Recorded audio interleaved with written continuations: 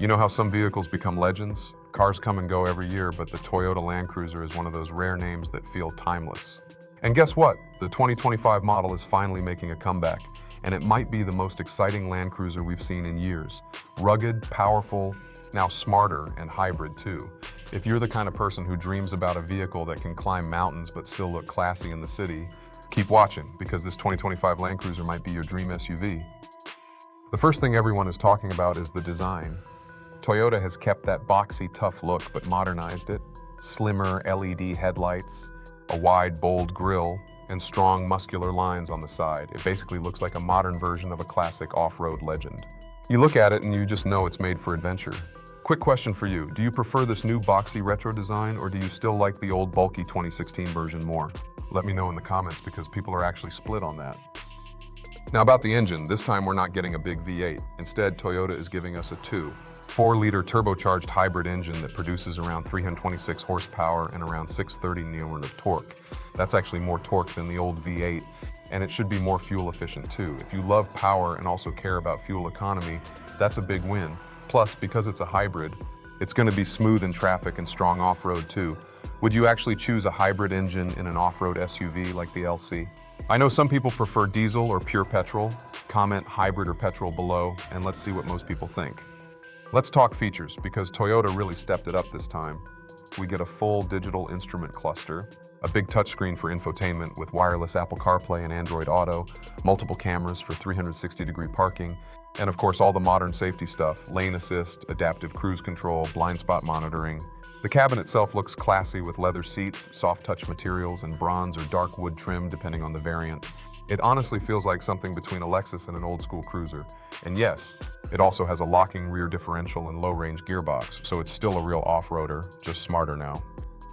Now what about space? The 2025 Land Cruiser will come mostly as a 5-seater, but Toyota might offer a 7-seat option in some markets. The back seats fold flat and give you a lot of cargo room. It's not as massive as something like a Land Cruiser 300 series, but it's more practical for daily use and still great for family trips. And because the floor is lower, it's easier to get in and out. Do you think a 5-seater Land Cruiser is enough, or should Toyota always keep 7 seats? I personally feel 5 seats is perfect for this new style. Let's talk exterior colors and trims for a second.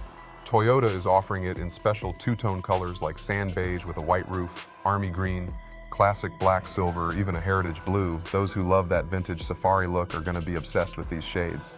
Like, imagine seeing a sand beige Land Cruiser with a roof rack and big tires rolling through the desert. That's the vibe.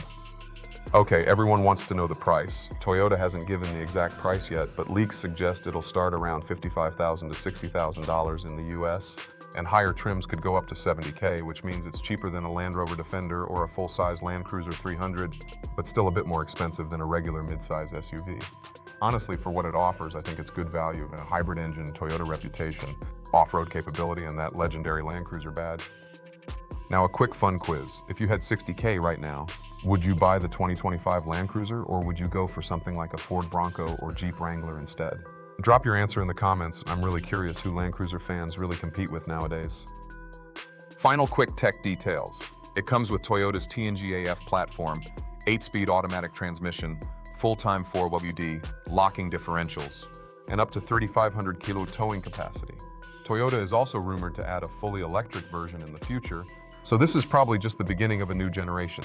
If they release an all-electric Land Cruiser, would you consider buying it, yes or no? Let's see how ready people are for an electric off-road future. All right, here's my personal take. I think Toyota made a genius move. They kept the Land Cruiser soul alive, but added modern tech, better fuel economy, and gave it a price point that makes it reachable for a bigger audience. It's like a tribute to old-school adventure with 2025 brains. And once you sit inside with those leather seats and that hybrid power, it feels like the right mix of comfort and capability. Honestly, I can't wait to see these on the road and in deserts next year. And before we wrap this up, if you enjoyed this video and you want more upcoming SUV breakdowns, hit that subscribe button right now. We've got more videos coming on the Lexus GX 2024, the new Ford Bronco Raptor, and of course, detailed comparisons between Toyota, Jeep, Land Rover, and even some crazy Chinese EV SUVs that are taking over the market. Trust me, you don't want to miss that. Thanks for watching Cars IQX. I'll see you in the next one. Let's keep pushing toward the future of powerful and smart vehicles.